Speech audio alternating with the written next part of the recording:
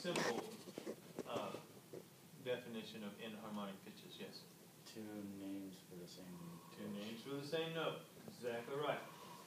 So, if you know where a B is, if you're looking at that piano keyboard there down in the middle of 62, you know where a B is, and you're asked to play a B sharp. Then, of course, it's just the next white key to the right, the one that we also call C. The same thing with E to E sharp. E sharp is the white key we usually call F. C flat and C are the same.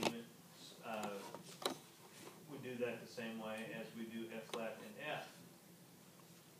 So down on the bottom, you see the inharmonic qualities. Now, remind me again, and I know that those of you who are in here every day have reminded me like every day, but there are different people. So remind me again, what kind of tuning is the only kind of tuning that we would ever use in harmonics? Yes.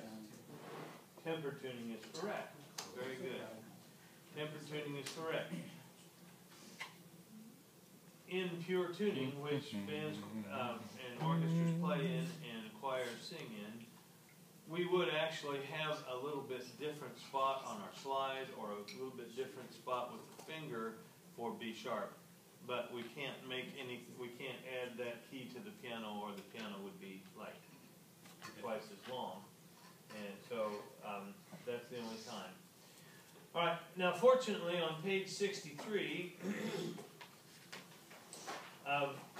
if I made some mark on your test about the useless top ledger line or the useless bottom ledger line, fortunately I did not actually take any points off on your test. That's a good thing because you hadn't learned it yet unless you had read ahead. But here it is right there. Notice all of the pitches that are on the top of the staff have a piece of the note head as its highest member. There are not any ledger lines that are taller than any of the notes above the staff. Same way with below the staff. There are no ledger lines farther down than the note head. And then as you see right there in the middle, it says this, not that. Take a look at those examples and see where they're missing.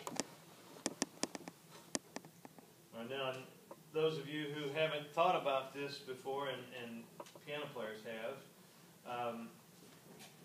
notice how far down the treble clef really goes. All of the pitches that you see there are the exact same pitch. Right? The F in the bass clef is the same note as the F that altos would often read. The G in the bass clef is the same note as the G the altos would often read, and then go all the way up. Tenors might sing an F and a G in the bass clef, but really they are treble clef notes just written in the bass clef. Right?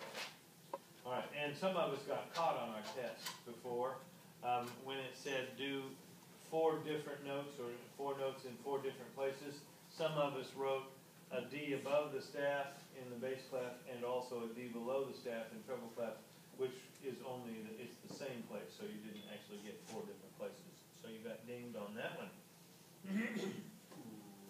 The octave sign is a very, very useful tool. The octave sign is, when it means octave above, it's 8VA. And by the way, that is just a matter of coincidence. I don't believe the word in Italian is above, but 8VA is just easier to remember, I think. If it says 8VA, that means it's an octave above, all right? So if you have something that you would really like to write very high on the piano, it is sometimes a much better idea, also for violins as well, to write it with an octave sign, 8VA, and then you draw a dotted line until you want them no longer to be an octave higher. There means, let's go octave below. Some people do this differently than others. The official sign is 8VB. And again, the B is an Italian word. It is not the word below, but it's just easier to remember that. If you see 8VB, it means an octave below.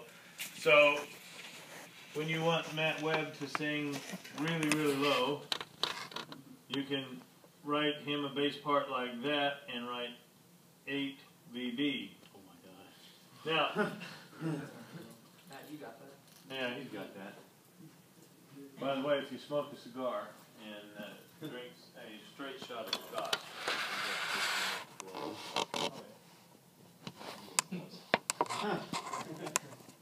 only works for a little while though. You have to keep smoking the cigar and drinking the whiskey. If it's a very long song, you can't finish usually. But Hey guys, let me just smoke this real quick and I'm gonna continue. so there are people who write 8VA and then use the word below underneath that. I'm not sure why they do that, but you will see that occasionally. Another term is Bassa, B-A-S-S-A, also means below. And you can abbreviate that just with the B, 8V. Now this next thing is fairly important, I think. I do have to occasionally use it. At one time or another, I have sworn up and down that it really wasn't necessary. However, many of you will do interesting things with music and instruments, such as perhaps an electronic keyboard, and it is really important that we know what C we're talking about, or what D we're talking about. So there is an octave identification. Here's some things that you really want to remember. C4 is middle C. Okay? C4 is middle C. C1 is the lowest C on the piano, and you'll notice that there are only two other white keys below it. That's A and B, and those keys are generally the most worthless two keys on a piano. They're not so useless on a grand because there's enough area to stretch the string out so that it has a tone. But on an upright, they wrap the string so many times that when you play those A and B on an upright, it's just mostly a bunch of rattle. It's hard to tell. But those, just for your information, would be A and B 0. It would be A and B 0. Then we have C1, and be aware that every single note on the piano has some identification. So the C sharp above C1 is obviously called C sharp 1. And everything in that octave is that name plus 1 until you get to the next C, and that is C2. Now here's some of the things that you might use this for. And I have gotten into it a couple of times on a piano like this. There will be times when somebody transposes something. I don't know whether they do it on purpose or are just jacking around with buttons, and pretty soon it's not the right, when you push the key down, it doesn't play the right key anymore. It plays something either lower or higher. And so you have to retranspose that to the right key, and at that point you need to touch C and then dial it up so it says C4. And then it will match C4 to that key. Okay? Now, I hope this never happens to the rest of you, but there's another reason why I often had to use this. When synthesizers first came out, probably just so that they were easy to carry or cheaper, it could be, but the keyboard was only this long, not a full-size keyboard. And so you had a choice if you were gigging with that particular synthesizer. You had a choice of playing high notes or low notes, and it was not possible to play them both. And so you had to determine what you wanted this C down here, the lowest note given to you, what that would be. If you chose C1, then that it would play C1, the lowest C you could get on a piano, and you would play those notes in corresponding, but you'd run out of notes when you get up here. And basically, the reason it didn't matter is because those synthesizers were for recording purposes, so you recorded the left hand first, so you made it C1 first, and then you played all the left hands. Then you got to a second track, and you changed this C1 down here to say maybe C3.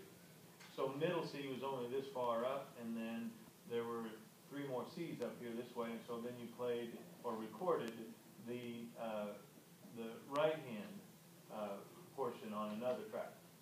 And so it is important to know, in fact, and I don't know if they still do this anymore, I had one weekend of a seminar on programming synthesizers, and that was so long ago that I'm sure even the word synthesizer probably spelled different now. But each key had a digital code because, and you don't realize this because you were born long after it changed to digital, but it used to be analog, and it was a really big thing when you could make a number and it would make a sound. And people just really, for no good reason at all, we all just sat around and threw wild numbers on just to see what that would sound like.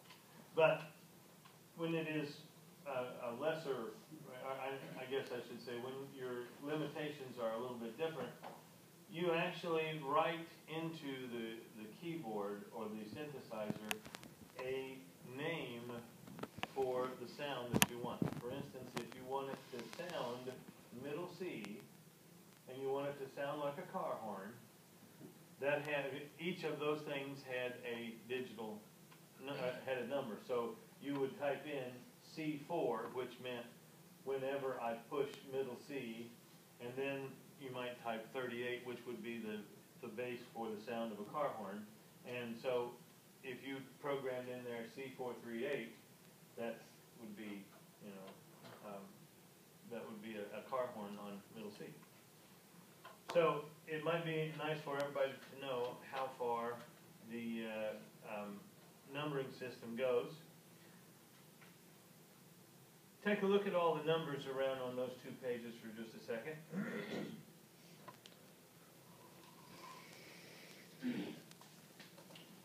Keep in mind that any C starts a new number, and any B is the last of that same number. Does that make sense?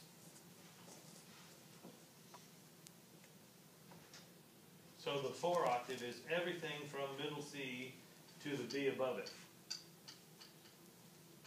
Okay? All right, now we're going to talk about stems, and I think I spoke to you just a bit about it before.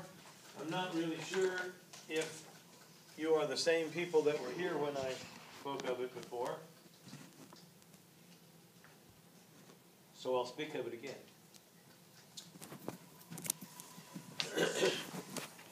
But the purposes of stems, does anybody remember what's or I shouldn't say the purpose of stems, but the purpose of choosing which way the stems go has to do with what? What's that? That's correct. A better way to put that is our attempt